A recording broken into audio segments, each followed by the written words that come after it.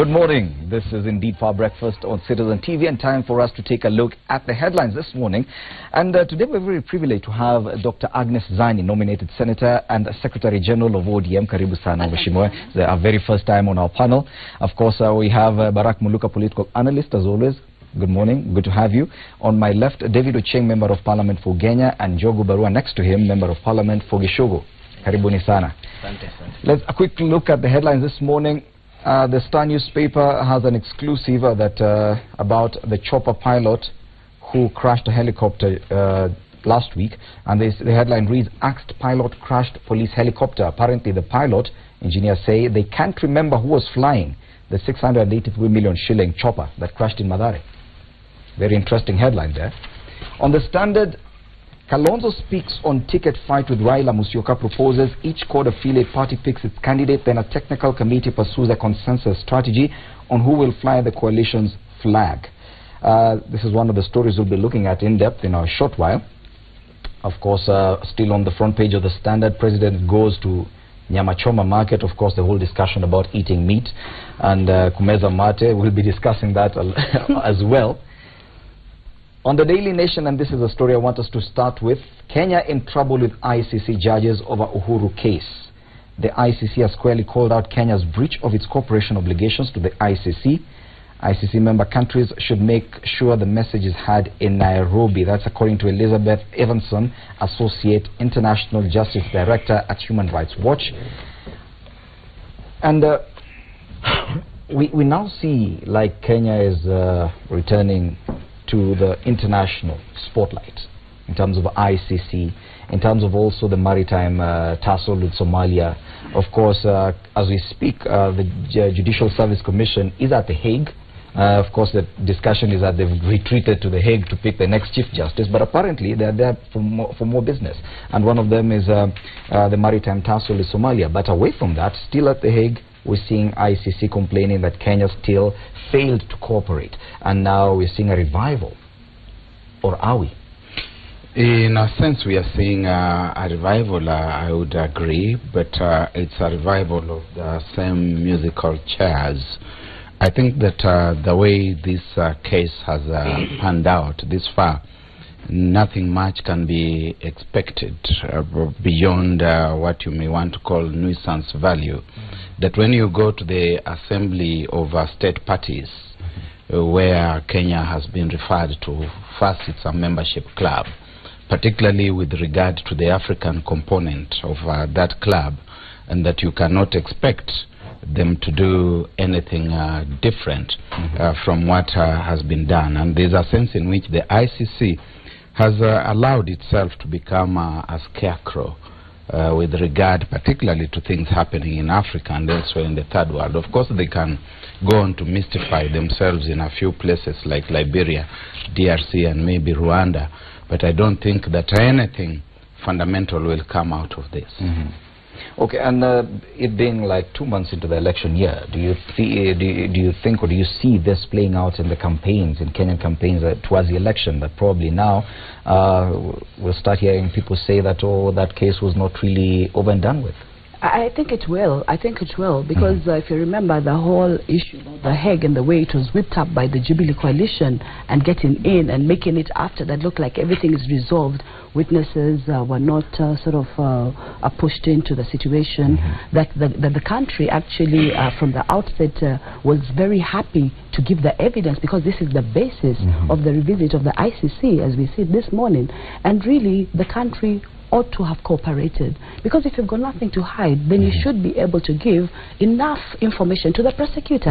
And we remember Ben Sauda complaining over and over again, and we had a tussle that yes, the evidence has been given, no, the evidence hasn't been given, but now very clearly from this particular case, if they're actually going to take it to the Security Council as they have said they will, really is creating a situation where they're presenting that there is a case. And this comes very close again to cases like, for example, Osman and Smith cases, where we have prosecutions that have been done outside the country, and we ourselves here haven't actually tackled the issue.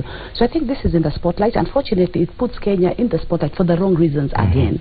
Because remember, the ICC process was a process that we engaged in ourselves. We're the ones who said we wanted external credibility. And it's true we have sovereignty in any country, but at any one time or other. We are now moving more towards international communities, international cooperation, international gatekeeping sort of each other, so that we have peer pressure and have a way to be able to use that as a way to see how to run things at the international level. Yes. And it has been good. That's why we have all these treaties.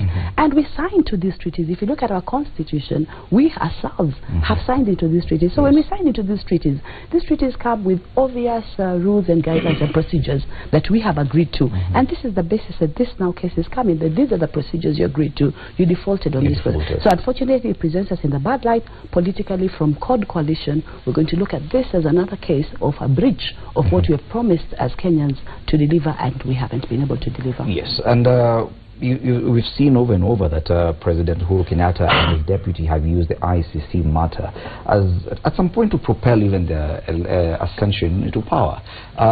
Even when the cases were terminated, they said now the ICC yoke has been taken away from them. But do you think now that we are seeing this reintroduction or revival of this matter being discussed internationally, do you think it's something ODM should actually touch heading to the elections? Remember, Fred, that from the word go, the issue of the ICC and the two, Uhuru and Ruto, was how to get off the hook through whatever means necessary. And that's what they executed. They went in there and said, we will use every other means in and out of the book to get out of ICC. And that's what they did. Now, of course, chicken coming home to roost, that you know, there are things we did that we didn't do well. Remember when the judges decided to throw out the cases, the Uhuru and even the Ruto one, they said that the lack of cooperation, the persistent and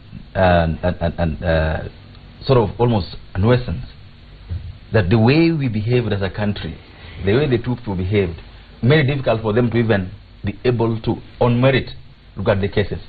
So from the word go, this was a process that was supposed to be frustrated. And you know, the ICC, the Rome Statute, has several ways through which you make countries cooperate, and this is one of the ways. If a country doesn't cooperate, we go to the next step. And probably what can happen now, I don't think they'll ask them to open up the cases, but there will be probably some sanctions from among the member states of the ICC that we won't allow you to do this or that and all that.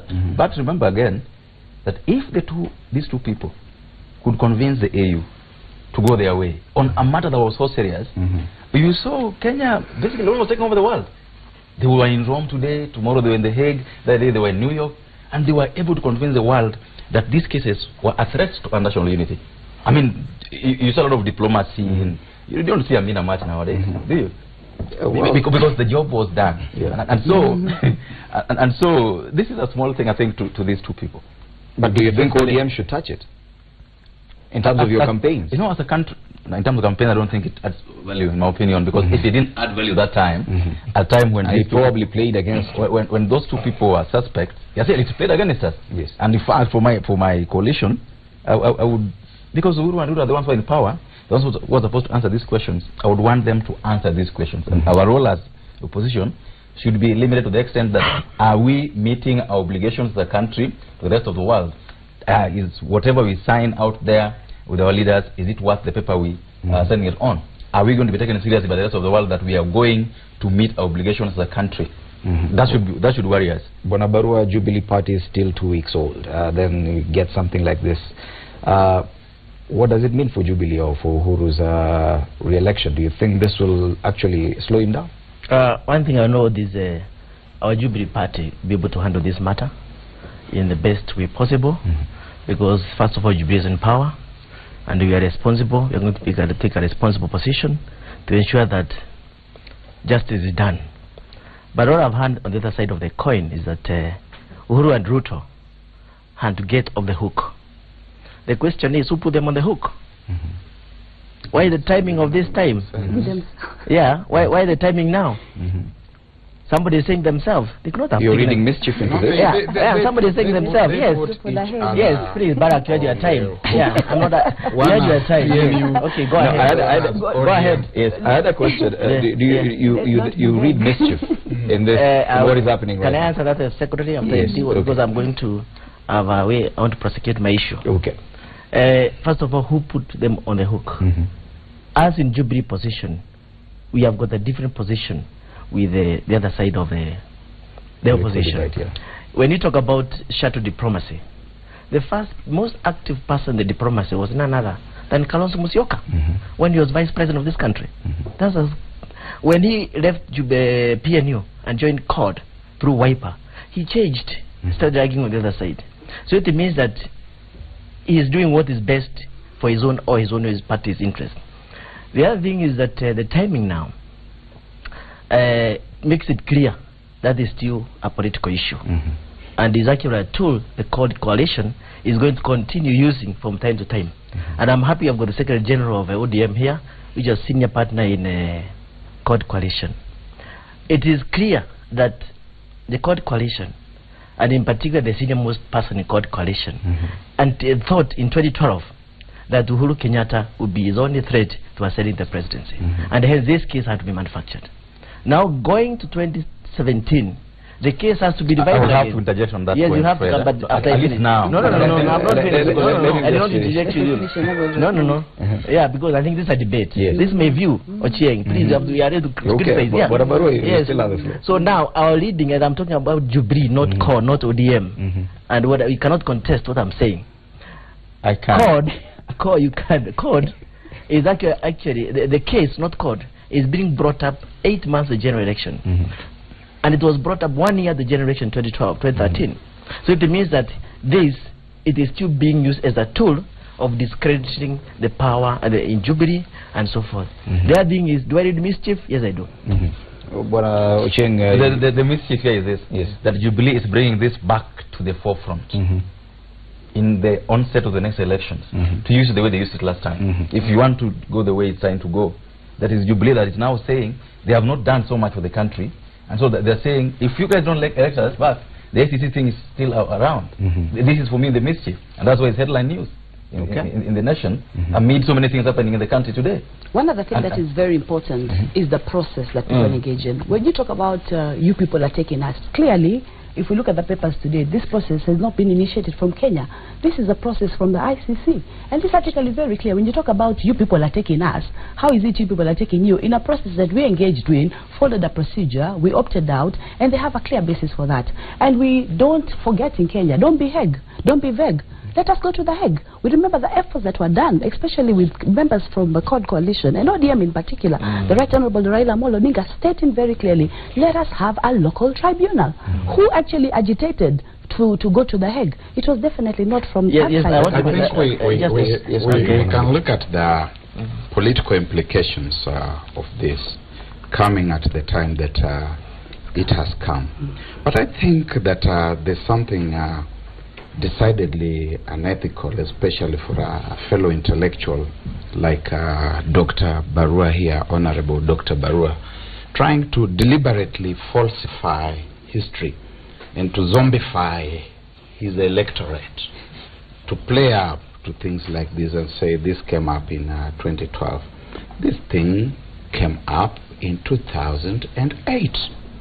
And when it came out in 2008, Mheshimiwa, the Deputy President, was working hand in glove with then Prime Minister Raila Odinga. They were on the same side of the coin. And His Excellency, the President, was on the other side of the divide, the PNU, working hand in glove with President Mwai Kibaki. And we remember PNU taking petitions and bundles to the ICC, and we remember ODM also taking petitions to the ICC. Indeed, we remember the Deputy President's people saying we will not work with certain people in this Uhuru government because they are the people who took us to the Hague. And I think that there's need for us to be honest as Kenyans as we hold a conversation that going forward, if we are ever going to find a solution to our problems, we must be truthful about them. But when we start playing cheap propaganda because there's a political gallery out there that we are playing to, and we want to tell that gallery that this has been brought up, so that by the same token, I don't think that it's also true to say that Jubilee has brought this up, the way Mheshimiwa Ochieng is saying, so that they can use it. Let's say this process has come to maturity, and we must ask ourselves what are the implications thereof. But let us not get into historical revisionism and zombification of the electorate. I think I want to make a comment here and say I don't want to spend my time on the timings. When the case was brought up, I know after 2007 there was violence, and after the violence there was reconciliation. After reconciliation there was ICC came in and other issues, and actually the charges were confirmed very late in the around, I don't know exactly which year, but quite late, just towards the general election. I don't want to go into that. And I think I agree with Barack. Let's be truthful. And you see, but the question is, how is he going to determine my truth?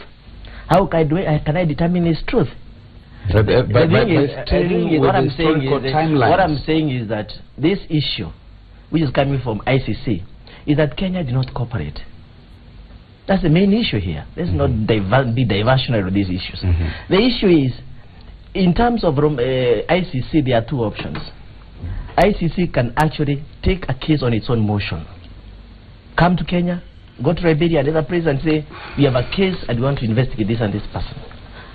And the other thing is the country can also refer somebody to ICC. Those are the two options available. In this case, ICC came here on its own motion. No. There's no... Just a minute. No, that's not that. Look here, Fred. What I'm saying, no, wait a minute.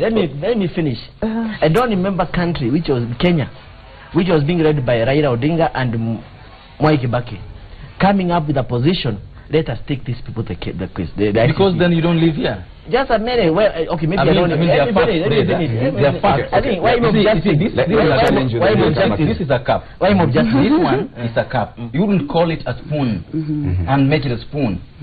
Kenya referred the cases to the Hague. Ourselves, we did that. So why do you want to go? And the Parliament had the wacky envelope on a day. This morning, we've been called back to Parliament this morning to discuss an international agreement between the EAC and the European Union. Now, what does it tell you? I think let's not divert. What does it tell? Let's not divert on that issue. Can I make my point? On a day day when you're being called back to Parliament from recess to pass an international agreement, our papers are saying that we are not ready to meet our international obligations. What does it tell you about our my question, my issue here is that even the President Kibaki and Raila Odinga were in Parliament to convince the parliamentarians of 10 Parliament to pass a provision of a local tribunal. Yes. And that is what Agnes is saying, President Agnes is saying, there was an issue of don't be vague. Let's go to the Hague. Let's go to the Hague. So the issue is that the leaders of the day, who are President Kibaki and Raila Odinga, were not for the Hague issue.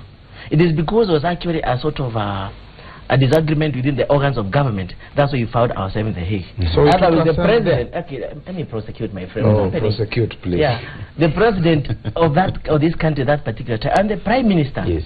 If they were asked, they would not have taken the Hague as the first option. So what I'm coming to is, if the Hague took the position and they were accused, you could not have expected the people accused to be the same people to give evidence to the people accusing them. I think one thing we must respect are international processes and international organs. You know, the way we do our things here, locally, at our level, in terms of influencing, infiltrating, it's not the way they are run at an international level. And that's the one thing that we might do. When we talk about arm twisting international bodies, it's more of a perception than a reality, because at the end of the day, these are international bodies with a clear mandate that has been put. When you think about the international treaties that we get ourselves into, we get into them on our own accord. Once we get in, and that's why in the Constitution, immediately after the article on sovereignty, we have the article on international treaties. These international treaties bind us, whether we like it or not. Now, if we want to be bound by international treaties, we shouldn't in the first place make believe like as though we want to be bound by them. For us to be bound by them and then begin to make our own rules, the reason why we went in is because we thought our own rules were not sufficient. And you remember the ICC process, and that's why it was such a big issue, was that we felt at least we have also an international process that will help us to ensure that we don't get ourselves into a situation of chaos, into a situation where we have bickering and leadership that is coming in as a result of a process process, or violence for that matter. And you remember that was the one thing at that time, and that's why there was such fear about the ICC, that we're going to get to a point where, for example, we've seen other leaders in the African region being called to the ICC and being taken charge of. Now, when you put this argument, some people say, but we are a sovereignty, we should be able to do what we want to do. You can decide to do that, and if you make that position, then don't join these international treaties, and that is fine. But if you want to go beyond sovereignty, you have your rules within sovereignty, you stick to those rules. When you attach yourself to international processes, then those processes also have a particular process. And for me, this case is so clear. I think we're spending a lot of time on a process that is very... We are now looking at the zombification, as Barack Muluka has put it, of a political process, how to get out of it. Here we're looking specifically at Kenya versus the international community. And let me say this now here. Because of the repute that this is going to put us, I want to urge that we address it in a very sober-minded and a very conscious way that will make us not be able to be made more ridicule of the international community, because that is not fair at all. And if the prosecutors are taking a case to Security Council, it is not the first time it has happened. There are cases and rules against which then you go to the Security Council. The Security Councils were formed there because they expected such a thing to happen, and it has happened. So it's really a case of just going to that process, looking at what has happened and coming up ourselves and going by what Cheng is saying, Mheshimiwa, that really at the end of the day, if National Assembly is meeting today to again convene and think about international processes and how to get into them, we better be able to really revisit this whole issue, so that once we get in there, we know the procedures, and these are very clear, well articulated, so that we don't find ourselves in this sort of position. Yes, and to wrap this discussion about this ICC matter, Barack Muluka, I would ask you, what risk do we run, because it's a politically charged season? We're already into election fever, and you've already seen campaigns and people making proclamations here and there. Do we run any risk of, okay, what kind of risk are we running if we decide to politicize this matter? Ordinarily, the risk should be international, where we would expect that there would be certain kinds of sanctions against ourselves, gravitating towards the status of a pariah republic. But I don't think that is going to happen. There's a certain sense in which even the international community itself is suffering from some level of tedium with this Kenyan case. There are certain endorsements which Kenya seems to have enjoyed in recent times, as maybe adjunct from some of the visits that we have had in the country, fairly high-profile visits. But locally, I think there's a serious challenge lying in wait.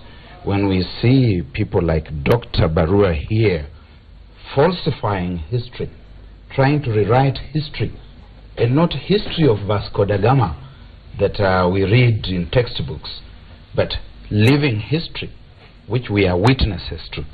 And somebody is recasting it, re-rendering it, and bringing it to us in fresh casks of falsehood, then we are in trouble, because it's going to be said that this has come up again because these people see that they are going to lose the election again, and so they have revived the ICC matters so that they can be used to get us out of government. I think and we end up in the self-same process. I think let us be truthful to history. Yes. If we cannot be truthful to anything else. Bonabaro, we need to wrap up this. I think I just want to say that I think it's good for us to, my friend Barack Muluka, to focus the attention on the issues, not on the personality. Well, but I want to say my point. I've listened to you patiently. And you're one of the you don't want me to talk. Just finish. Yeah. What I want to say is that the Constitution says that whatever treaty we ratify becomes part of our Kenya Constitution. So the point I want to put across here is, Kenyans, before, we should not be in a hurry to ratify every other international constitution convention that is proposed or put on the table. Let's have, first of all, increased understanding of Kenyans on what we are signing on to. If you look at America, United States, it never even signed the Kyoto Protocol because it knew that it's going to act against their business interest. So also we should not sign protocols which, in our own view, we think does not take us forward.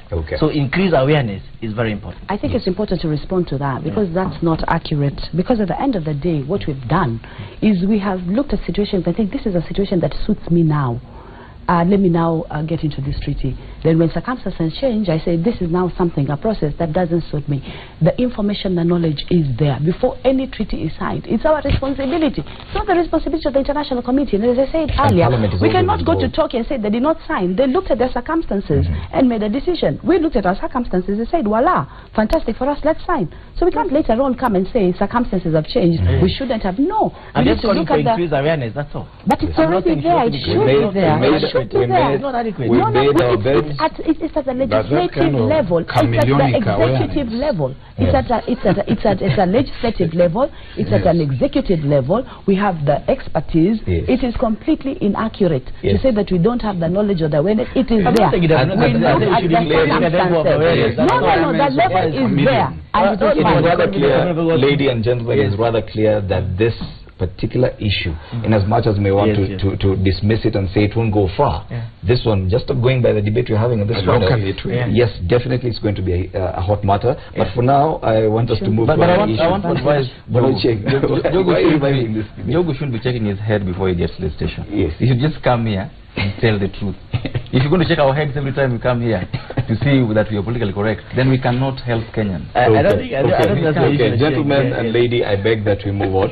And in a short while we'll be discussing a lot more. Politics, Nairobi politics. The governor complained yesterday to the last week to the party. There's some things he's not happy about. Of course, you've seen Uhuru Kenyatta and Joho, the president appearing to come to contain what the Mombasa governor has already done in Nairobi. We'll be discussing that a lot more. But for now, let's take a short break. We'll be back.